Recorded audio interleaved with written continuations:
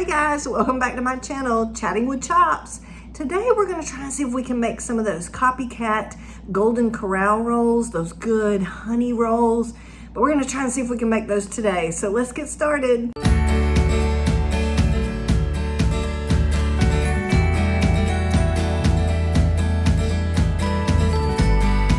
Okay, so I'm going to go ahead and tell y'all this recipe is a little bit different than I usually make bread.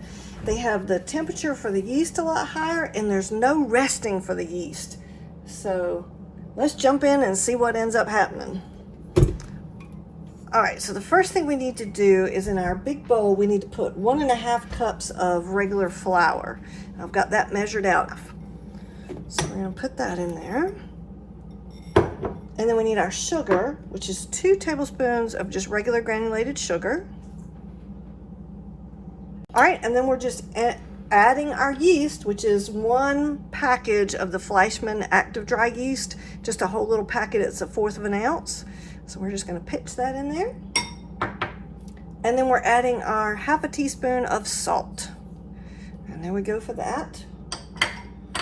And then we have our water, which is 3/4 of a cup of water that's at 120 to 130 degrees, which is much hotter than I usually use with yeast. But again, we're gonna try this recipe. Hopefully it'll be fantastic.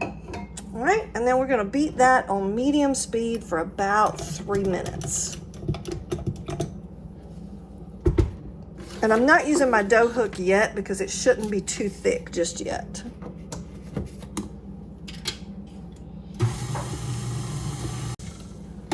All right, so we did that for 3 minutes. I don't see if you guys can see that real well, but that made just a nice, really runny dough. So we're gonna see about thickening that up a little bit. All right, so the next thing we need to do is add in our butter. We're gonna add in 2 tablespoons of melted butter. Okay. And then I wanted to show off this plunger type measuring cup again. No sponsors or anything. I think that would be great if I was, but I'm not. But see how it's just kind of a plunger type measuring cup? But you have your measurements all along the side. But I've discovered it was really good to use for measuring this cheese. Because I don't know about you, but measuring cheese sometimes can be tricky because I don't know, I just have trouble measuring it. So we're gonna put in 3/4 of a cup of cheese in here. And then the recipe says to add in the remaining flour to form a dough. So we have another cup of flour that we didn't use originally in here, and we're just gonna basically scoop in what we need. I'm hoping I can figure out measuring wise how much I used, but keep in mind when you're working with bread, sometimes it can matter what temperature the day is or whether it's gonna rain or your dough for that moment. Sometimes it just can be fiddly. So I'm gonna try and measure it out to try and help you guys a little bit, but it all depends. Okay, so I just wanted to stop it for a minute so y'all could hear me good. You see how it's just really, really wet? Well, that's not dough, so I can't do anything with that. So I'm gonna go ahead and add 1/2 cup automatically and just see what we end up with.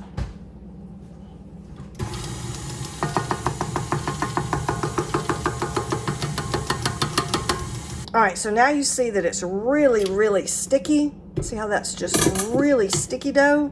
So that's gonna also be hard for us to roll out and do anything with. So I'm gonna add about 1/4 of a cup more. You can always keep adding, but you can't really take away once you put in too much on your dough. It'll just be dry and you won't be able to work with it. So I'm gonna put another 1/4 of a cup in. All right, so I've got this. Recipe says to knead it for about 4 to 6 minutes until it's nice and smooth and elastic. So let's see. I'll set a timer and just see what we end up with. And I don't know if you were counting as we were doing that. It ended up being about 3/4 of a cup of flour that we used. So I've still got about 1/4 of a cup that I'm using with the counter and with my hands and everything. So that's adding a little bit more flour in. That's just really easy to work with very quickly. So I think my mixer really helped a lot. Okay. All right. I'm just gonna leave it at that. I don't like to overwork my dough if I can help it, and that seems to be really easy and nice and elastic and smooth already. Again, I guess my mixer really did it for me.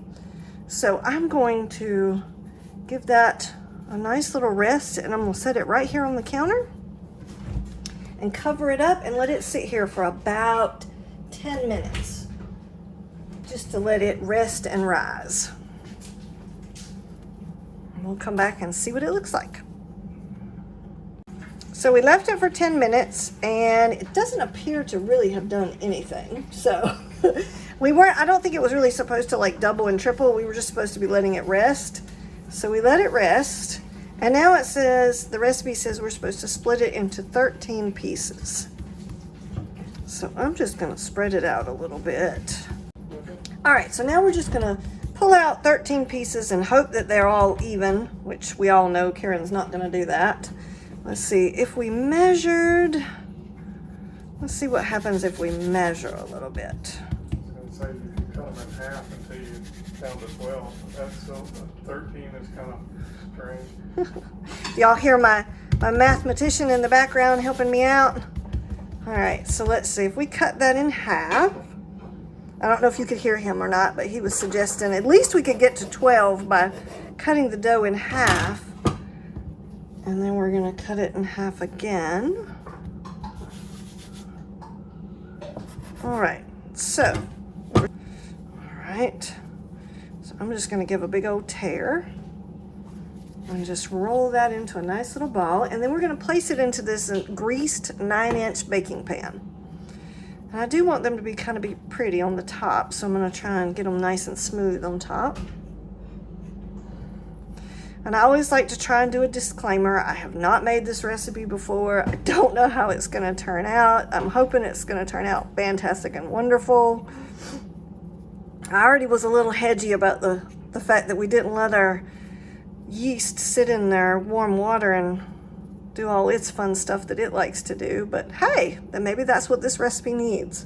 I mean, like, if you want them to be huge and you don't want 13 of them and you just want, you know, like 6 giant ones, that's great. Just try to make them all about the same size, because that way they'll cook all nice and even together. So I'm just gonna tuck him right there. And then we're gonna cover those up again and let them rise for about 30 minutes. So we've got the oven preheating at 375, and we're gonna bake these rolls for about 11 to 14 minutes. But they've been sitting here resting for about 30 minutes, so we're gonna see if it's rose up any. Oh yes, those have grown up a good little bit. All right, so I'm gonna stick these in the oven, 365 degrees, for about 11 to 14 minutes until they just have a light golden brown on the top of them. And then I'm gonna show you how to make the topping that we're gonna put on top of the rolls when they come out of the oven. So here we go. Oh my God, didn't they turn out so fantastic? Those just look beautiful. I think they turned out really, really well. So we're just gonna let those sit here and cool for just a minute, and we're gonna make the topping that goes on top. So what I've done is I have melted 4 teaspoons, make sure I say teaspoons of butter. And then what we need to do is put in 1/8 of a teaspoon of garlic salt. Well, I have garlic powder, so we're gonna do that. Garlic salt is garlic powder plus salt. So I'm gonna do a little bit of garlic powder. And I do have a very bad habit of when it asks for 1/8 of a teaspoon, guys, I just do a sprinkle. You can measure it out perfectly if you want to. And then we need 2 teaspoons of honey. So I'm just gonna do, because honey can be hard to measure as well. And then I'm just going to use the actual measuring spoon to get some more of that honey together and just do a nice little swirl with that butter and the garlic powder. Get that all.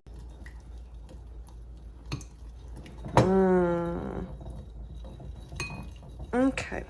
And see how it's a little bit still thick because of the honey?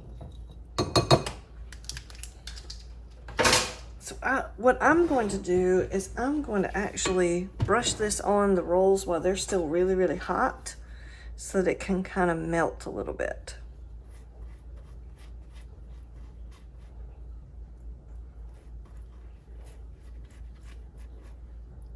Oh, they are going to be so good.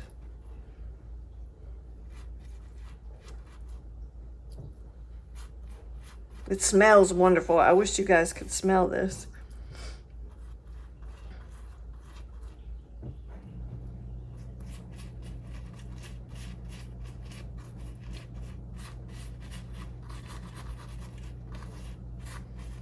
And I'm sure you could probably make as much of this butter up as you wanted to if you want extra for dipping. You know, sometimes people like to have some nice honey butter to dip their rolls in. You could do that. Okay, now what I'm gonna do, I'm just gonna gently take a knife and just kind of break these apart a little bit, because I'm gonna move them over to, well, you know what? Everything's always experimentation. Let's see if we can just move them all. Let's see, make sure they're not stuck in the pan. That's not gonna go. Oh, there's one that was stuck, so that wouldn't have come out well. Okay, now let's see if we can get them to just move easily over to our cooling rack.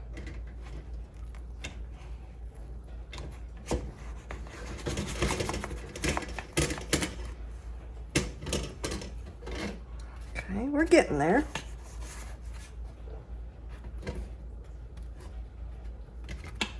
I think it's funny though, they said these were supposed to be Golden Corral CopyCat rolls, but I don't know about you, and I'm not sure if they have Golden Corrals everywhere, but every Golden Corral I've ever eaten in did not have cheese in their dinner rolls. And you can definitely see the cheese is still most assuredly in these rolls. I'm sure they're going to taste fantastic no matter what they are a copycat version of.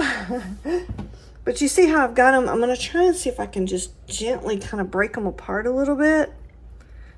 Whew, they are still really, really hot. I mean, just came out of the oven. And you've probably seen me do this on other videos. I have a platter up underneath my cooling rack, so if any of this garlic butter pours down off of the rolls, it doesn't make a mess of my countertop. Okay, let's see if we can get a little bit more of this lovely garlic honey butter on the sides of some of these rolls. Okay, we're just going to let these cool off a little bit because there's no way we can eat one of these right now. They're just way too hot. All right, we're going to let them cool just a little bit and then we'll come back and try one. So how about if we try one of these awesome rolls and see how they turned out? Now this is supposed to be, again, a copycat version of the Golden Corral rolls, which you can definitely see there's the cheesy goodness is still in there. They are very nice and moist, soft like a yeast roll usually is. I'm really kind of surprised considering we didn't get a chance to let the yeast really rise like I'm used to. You know, guys, that's really, really crazy because I don't even taste the cheese. I taste the nice soft honey garlic on the top, and that's all I really taste. But I hope you like this video. Please like and subscribe. I'm having so much fun making videos for you guys.